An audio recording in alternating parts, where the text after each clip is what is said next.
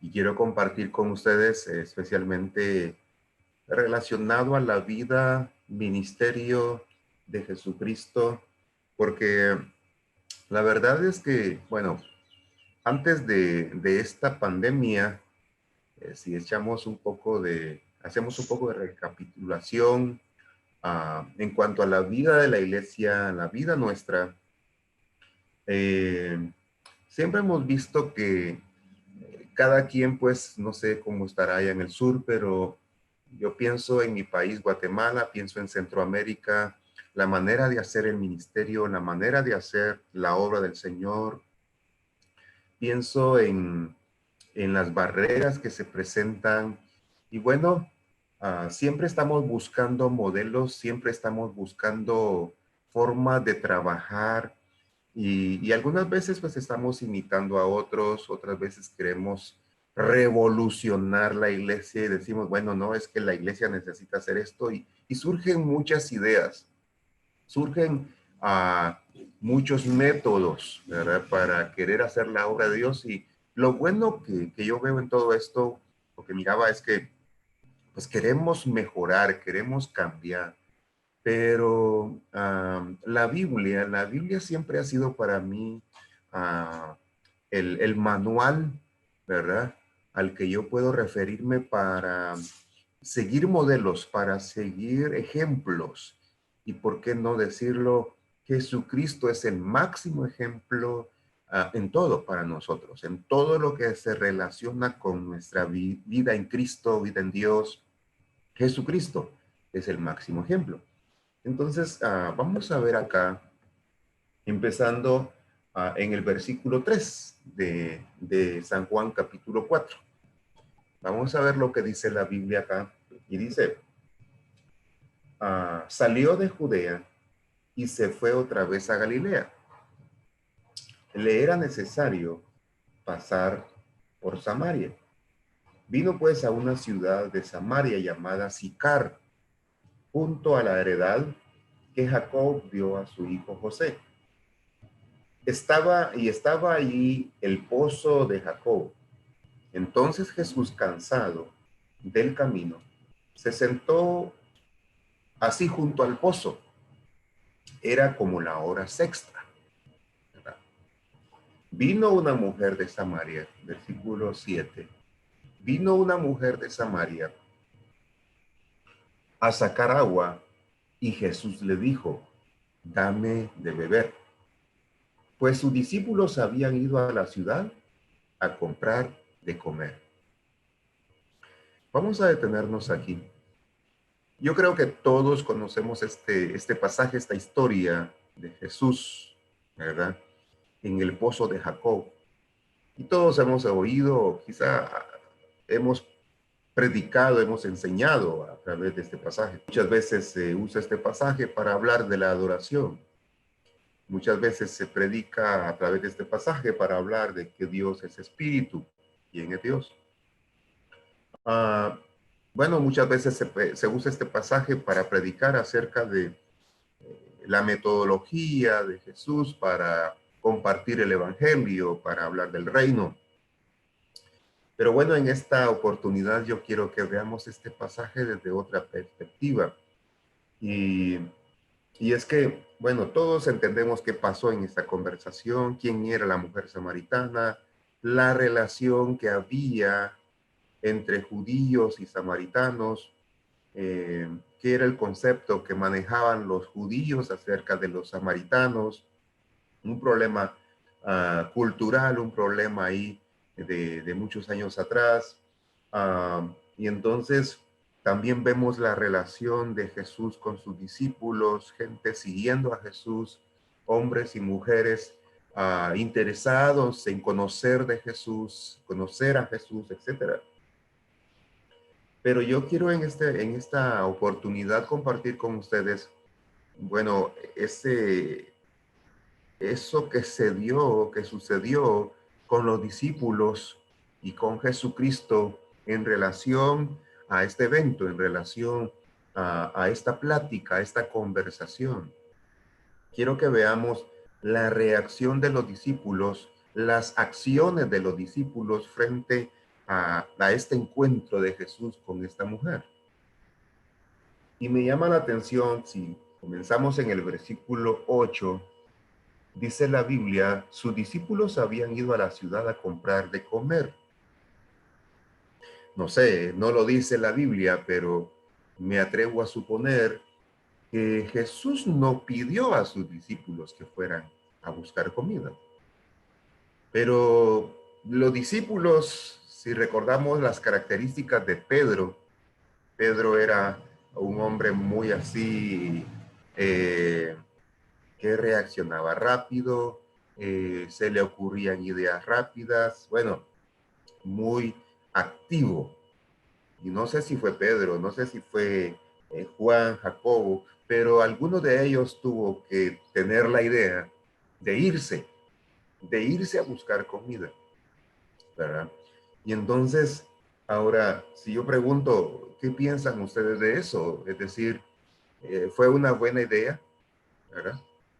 ¿Fue una buena acción que ellos tomaron de irse mientras se iba a dar esa plática, mientras Jesús iba a dar una cátedra de cómo compartir el evangelio con samaritanos, con gente que bueno, hay problemas culturales ahí? Jesús iba a enseñarles a cómo superar las diferencias culturales, las barreras culturales, pero los discípulos deciden salir de la escena.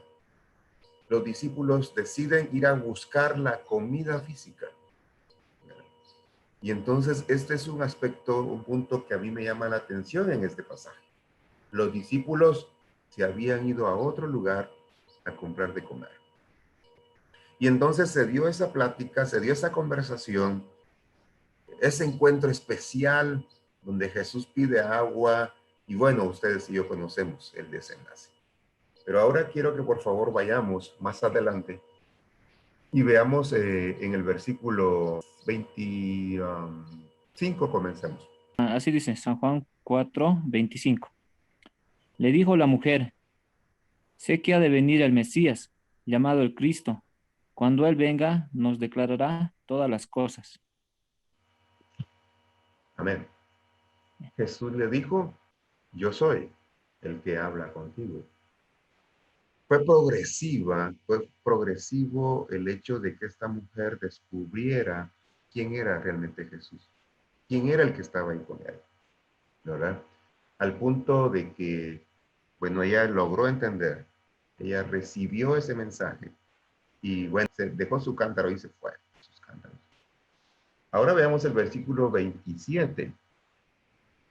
En esto, cuando ya se está dando esta situación, vinieron sus discípulos, regresaron los discípulos y se maravillaron de que hablaba con una mujer.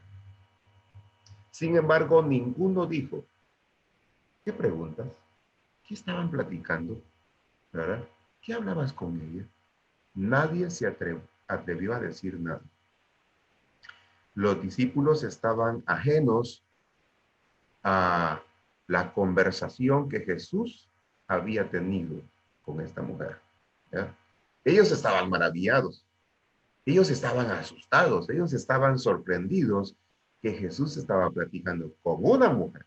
No solo el hecho de que, pues, estas pláticas no eran muy comunes en esas culturas, un hombre y una mujer, y Jesús está hablando con una mujer, y no solo es mujer, es samaritana, ¿verdad? Pero nadie se atreve a cuestionar, nadie se atreve a preguntar, pero ahí está entonces Jesús con sus discípulos nuevamente. ¿Ya? Entonces dice el versículo 28, la mujer dejó su cántaro y fue a la ciudad y dijo a los hombres, fíjese, dijo a los hombres, ya había aprendido muy rápidamente de Jesús. Le fue a decir a los hombres, ¿verdad? Acerca de Jesús. Entonces, ella dijo, venid, ved a un hombre que me ha dicho todo cuanto he hecho, ¿no será este el Cristo? Entonces salieron de la ciudad y vinieron a él. Pero mira el versículo 31. Mira el versículo 31. Gabriel está ahí, ¿sí? ¿Quieres leer, por favor, Gabriel? Gabriel. Amén, pastor. Versículo 31 dice así. Entre tanto los discípulos le rogaban diciendo, Rabí, come. El tema de los discípulos era la comida. Estamos de acuerdo en esto, ¿no? El tema de los discípulos era la comidita que ellos fueron a traer. Que no era malo comer, no era malo pensar en ir a traer esa comida. Jesús está con una mujer, guiando a esta mujer, ayudándole a descubrir su necesidad principal. Y bueno, al punto de que esta mujer cae de rodillas, voy a decir así, decir, se humilla, reconoce su necesidad, reconoce que Jesucristo es el Mesías. Y bueno, hay un desenlace ahí de esta historia muy bueno para la vida de aquella mujer. Pero vienen ahora los discípulos y le dicen, Señor, come, te trajimos comida.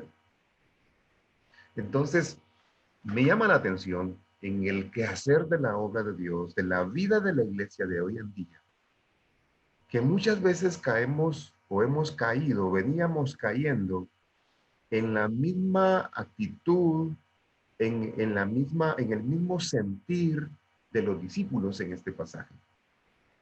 Los discípulos están más pensando en necesidades físicas y Jesús está pensando en necesidades espirituales. ¿Ya? Y es cierto, somos seres integrales. Tenemos necesidades físicas, espirituales, emocionales. Pero en este pasaje, los discípulos siguen con su tema, temas distintos, intereses distintos a los intereses de Cristo. Y yo venía notando, previo a la pandemia, venía notando una actitud, una situación en la iglesia enfocándose, la cristiandad enfocándose más en aspectos superficiales, más en aspectos de programas de activismo religioso que en la misma misión de Cristo Jesús. Y vamos a entender un poco más esto adelante. Los discípulos entonces trajeron comida, están ofreciéndole a Jesús ahora, Rabí, come. ¿Ya? Y entonces, los discípulos están enfocándose en cosas que Jesús no había pedido. La iglesia, la iglesia del Señor, yo me atrevo a decir ahora, la iglesia en América Latina, venía, previo a esta pandemia, venía enfocándose en cosas que no son malas. ¿Ya? Mucho activismo, mucha vida religiosa, muchas ceremonias, muchos sacrificios, pero no necesariamente lo que Cristo ha estado esperando de la iglesia, ha estado esperando de mí y de ustedes. Entonces, como que veníamos caminando por caminos diferentes de Cristo. No digo en términos generales, pero en la gran mayoría. Ahora, vayamos un poco más adelante, en el versículo 32. Dice así, Él les dijo, yo tengo una comida que comer, que vosotros no sabéis. Ahí está un poco, digamos, el rechazo, ¿verdad? De Jesús. Jesús dice, yo tengo una comida que comer que ustedes no saben. Y ese es el problema de la iglesia de hoy en día.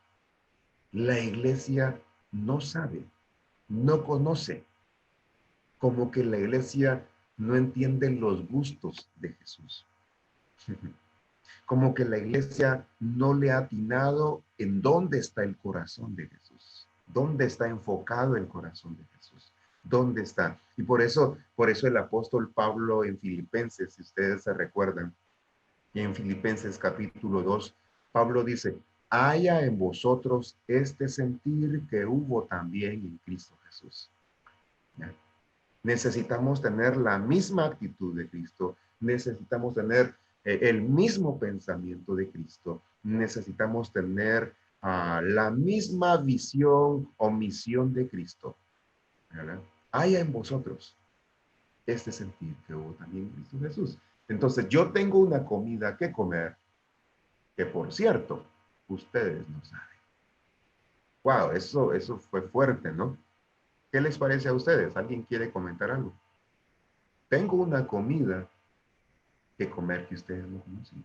Pero vemos aquí que Jesús está diciendo, pues, fíjate que no, ustedes todavía no le han atinado a lo que yo quiero hacer, a lo que yo estoy buscando, a por qué estoy aquí. El Hijo del Hombre vino a buscar y a salvar lo que estaba perdido. Y entonces tenemos que, a la luz de la palabra de Dios, entender los intereses de Jesús. ¿Dónde está centrado Jesús? ¿Qué está haciendo Jesús? Y por ejemplo, en medio de esta pandemia que tenemos ahora, ¿qué está haciendo Jesús? Jesús, yo no lo veo de brazos cruzados, yo no lo veo riéndose del mundo. A Jesús yo no lo veo allá distante, ¿verdad? Ahora estoy disfrutando verle sufrir. No, yo veo a Jesús enfocado, yo veo a Jesús interesado en salvar. Yo veo a Jesús manifestándose con poder en la vida de mucha gente. Sé que en medio de esta pandemia muchos van a conocer a Jesús. Yo sé que en medio de esta pandemia muchos van a reconocer la autoridad de Jesús, quién es el grande realmente, ¿verdad? Yo veo a Jesús ayudando a muchos a recuperarse de esta enfermedad. En fin, y Jesús sigue activo. Mi Padre trabaja, yo trabajo, decía Jesús. Y entonces Jesús sigue enfocado en esto. Entonces los discípulos están pensando en la comida que traen ante Jesús. Y entonces ellos se perdieron toda esa cátedra que Jesús les quería dar acerca de cómo superar las barreras culturales para compartir el evangelio, cómo hablarle a una mujer, cómo guiarle a conocer pues el evangelio del reino. Y ahora están acá con este asunto de la comida física y la comida espiritual. Veamos un poco más adelante el versículo 33. Entonces los discípulos decían unos a otros, ¿le habrá traído alguien de comer? Yo me río, yo no sé ustedes, pero yo me río de lo que los discípulos están pensando, ¿verdad? Los discípulos no le atinaron cuando Jesús dijo, yo tengo una comida que comer que ustedes no saben, ¿verdad? Y entonces los discípulos dicen, ¿será que alguien les trajo de comer? ¿Verdad? ¿Será que alguien se nos adelantó? O sea, los discípulos están nulos, los discípulos están lejos de pensar en lo que Jesús está pensando.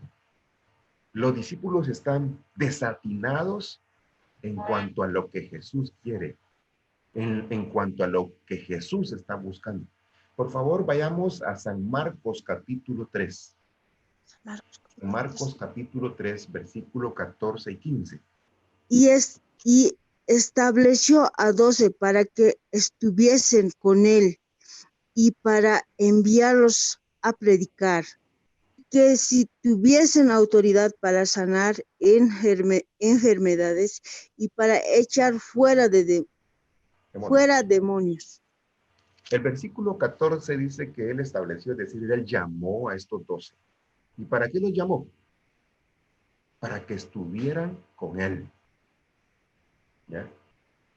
Jesús había escogido a estos hombres para que estuvieran con él. ¿Ya?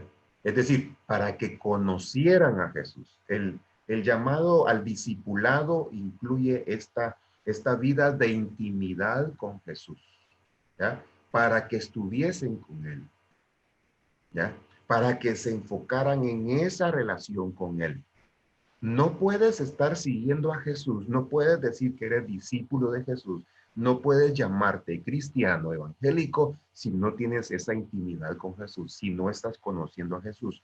Nunca dejamos de ser seguidores de Jesús, aun cuando tengamos cualquier título teológico, nunca debemos dejar de ser discípulos de Jesús. Entonces, Él nos llamó, al igual que a estos discípulos, para estar con Él. Y eso de estar con Él me suena a intimidad, me suena a relación, ¿ya?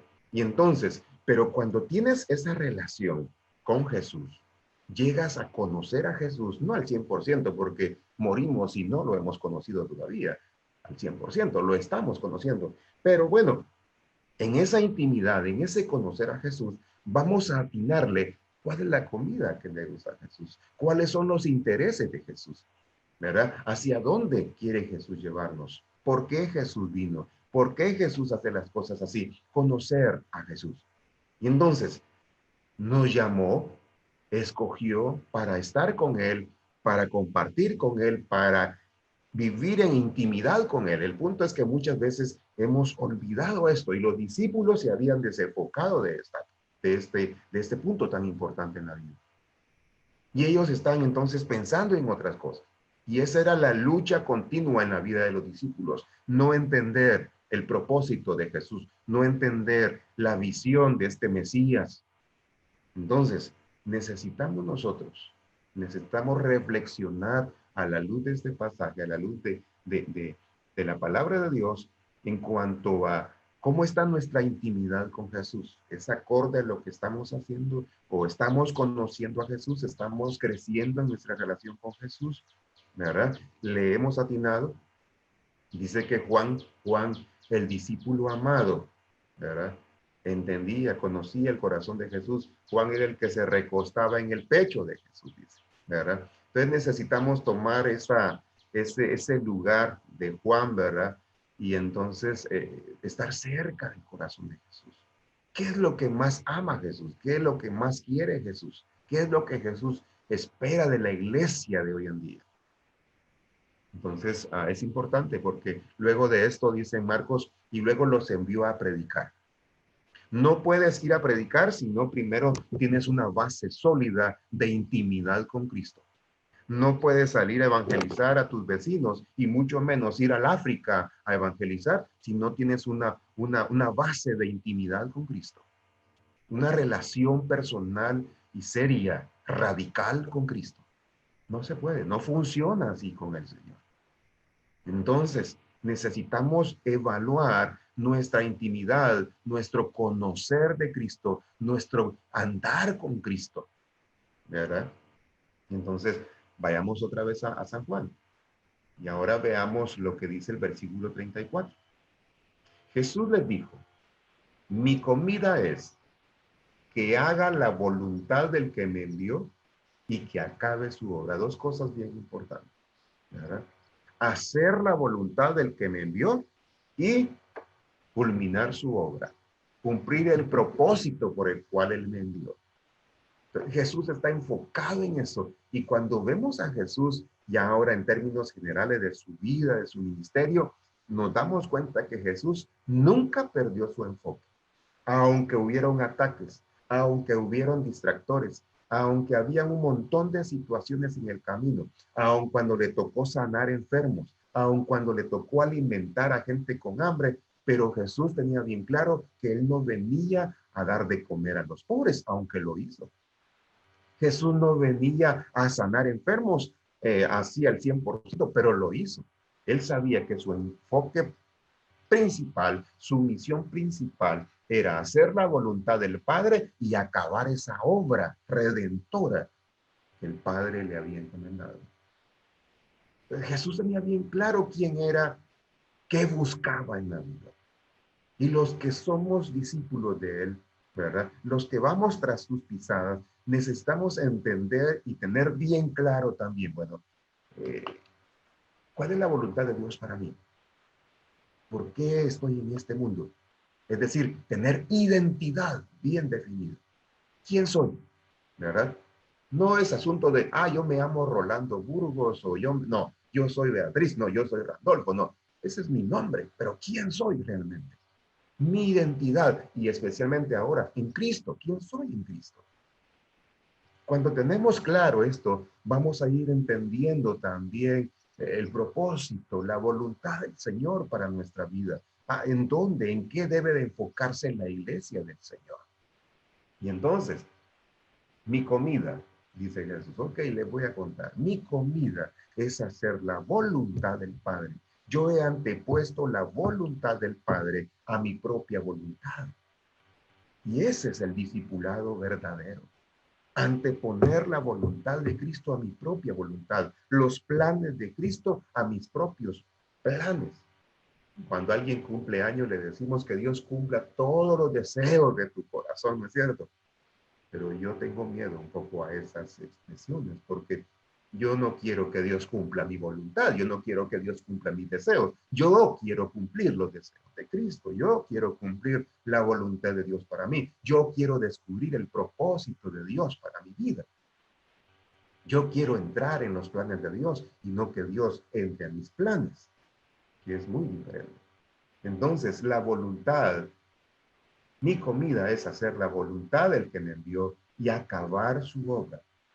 Truene o relampaguee, decimos en Guatemala, pero lo voy a hacer. Quiero acabar la obra. El apóstol Pablo lo aprendió muy bien. Y él dijo, yo he acabado la obra, he guardado la fe, ¿verdad? Y entonces, ya no vivo yo, dijo Pablo, Cristo vive en mí. Tenía bien claro que él quería hacer la voluntad del Padre, ¿verdad? Y lo vemos luego en la vida de los discípulos, luego que Jesús pues ascendió al cielo. Los discípulos murieron de diferentes maneras, pero aprendieron la lección al fin. Gloria al Señor por eso, ¿verdad? Dios tiene paciencia con la iglesia. Y estas circunstancias que estamos viviendo hoy nos deben de ayudar a enfocarnos en estas cosas que el Señor pues quiere para nosotros. Que al regresar un día, si Dios lo permite, a los templos, regresemos diferentes, regresemos transformados, regresemos enfocados, ¿verdad? Realmente en lo que el Señor está esperando de nosotros. Ya decía Filipenses capítulo 2, versículo 5 al 8, nos muestra esta verdad.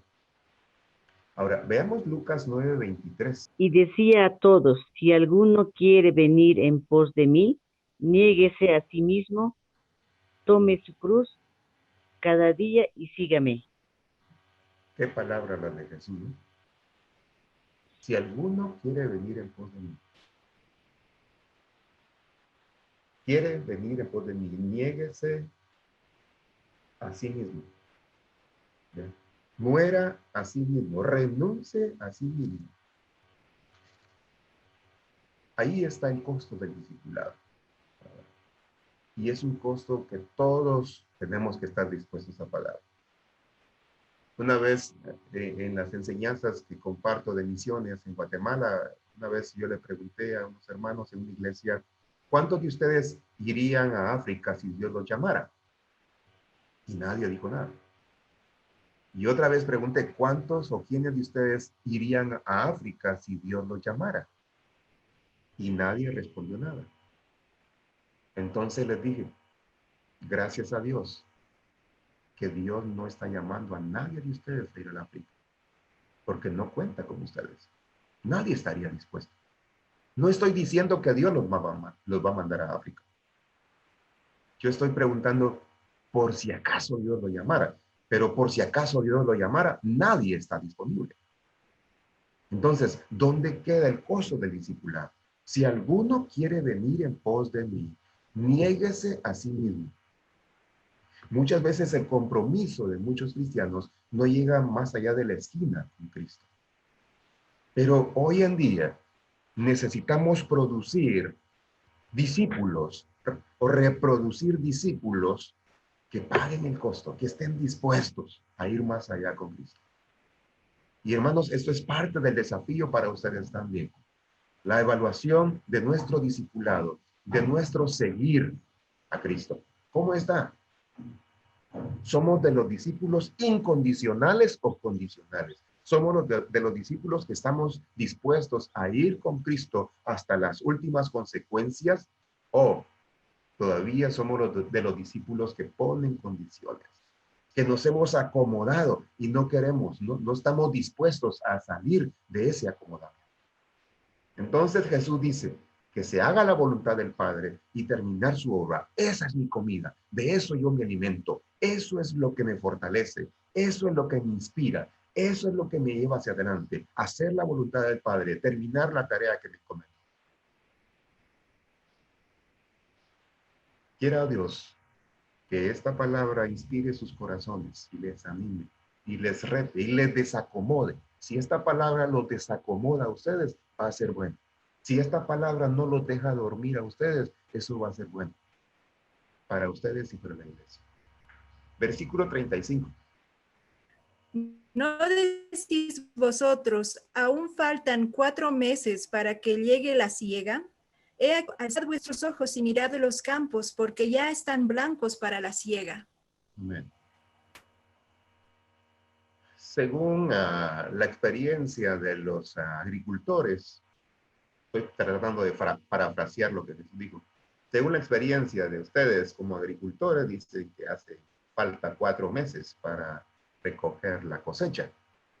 ¿Es cierto? Pero yo quiero decirles que los campos están listos. Vayan y recojan la cosecha. Jesús está, pues, haciendo aquí una comparación. Jesús está usando una cuestión de la vida diaria, pero dándole, hay un mensaje espiritual detrás de eso, ¿verdad? Y entonces no solo le dice, bueno, el tiempo es ya, el tiempo es hoy para recoger la cosecha. Y el versículo 36 dice, perdón, sí, el 36, el que ciega recibe salario y recoge fruto para vida eterna, para que el que siembra goce juntamente con el que ciega, ¿verdad? El profeta Ageo. Hay un llamado a reconstruir el templo y entonces dice que habían intentado por varias veces reconstruir el templo y no lo habían hecho, y ahora habían pasado 18 años y no lo habían hecho.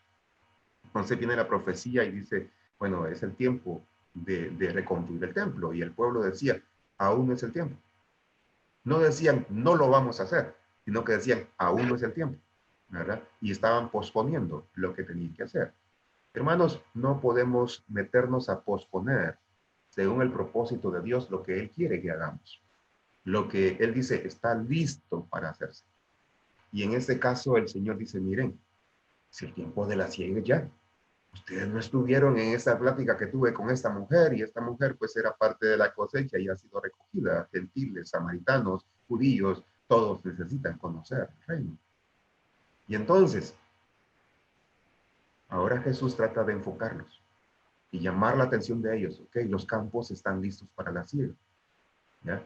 Jesús dice, y al ver las multitudes tuvo compasión de ellas porque estaban dispersas como ovejas que no tienen pastor. Y dijo, bueno, ¿quién va a ir a recoger la cosecha? Isaías dice, entonces escuché la voz del Señor que decía, ¿y quién irá? ¿Quién irá? Y entonces respondí yo, heme aquí, envíame a mí. El tiempo de la cosecha es hoy. En medio de la crisis que vivimos, sí, en medio de la crisis que vivimos, ahora es más riesgoso, pero tenemos que hacerlo, ¿verdad? ¿Nos exponemos a morir? Sí, nos exponemos a morir por la causa de Cristo. Pero es el tiempo de la cosecha. Necesitamos levantarnos en obediencia al Señor y decirle, Señor, quiero hacer tu voluntad y no la mía. Me dispongo a obedecerte. Lléname con tu espíritu. Que mis intereses sean tus intereses, que tus planes sean mis planes. ¿Ya? Es el tiempo de la cosecha. Alcen sus ojos, dice, ¿verdad? Alcen sus ojos y miren los campos porque están listos para la siega. Cuando ustedes ven y echan una mirada al mundo, mis hermanos, ¿qué sienten? ¿Qué piensan? ¿Qué sucede en su corazón? ¿No sucede nada? Oh, esto es importante. Es para preocuparse. Si cuando tú miras al mundo perdido, si cuando tú miras a esos niños en las calles, si cuando tú miras a los pueblos no alcanzados, no pasa nada en tu corazón, debes de preocuparte. ¿Ya? Porque Jesús dice, miren, pero levanten la mirada, miren con mis ojos. Y por eso dice el cantante, ayúdame a mirar con tus ojos, yo quiero sentir con tu corazón. ¿Ya? La compasión de Cristo se hace necesaria en la vida de la iglesia de hoy, para que la iglesia empiece a obrar en compasión. Las iglesias necesitan tener ministerio en las cárceles. Las iglesias, ustedes y yo necesitamos tener ministerio en los orfanatos. ¿Ya? Ministerio, trabajando, predicando el evangelio. Escuchen o no escuchen, crean o no crean, esa es nuestra tarea. Pero tenemos que comenzar ahí, como dijo el Señor, en Jerusalén, en Judea, en Samaria y hasta lo último de la tierra, una tarea simultánea. No puedes decir, yo voy a evangelizar primero todo Bolivia y después me voy a ir al África. No. Si Dios te llama al África, debes de ir a África y Dios va a usar a otros o la iglesia local para predicar en Bolivia. ¿Ya? Y debemos de estar haciendo la obra misionera en este contexto, en ese sentido, en esa dirección, al mismo tiempo, simultáneamente. ¿Verdad? Entonces dejo con ustedes este mensaje. Los discípulos no entendían, no conocían la comida de Jesús. Jesús les enseñó cuál era. Y bueno, gracias a Dios porque ellos aprendieron el mensaje, aprendieron la lección, entendieron por dónde Jesús iba. Hermanos, el mismo Jesús es nuestro Señor. El mismo Jesús es nuestro guía, nuestro pastor.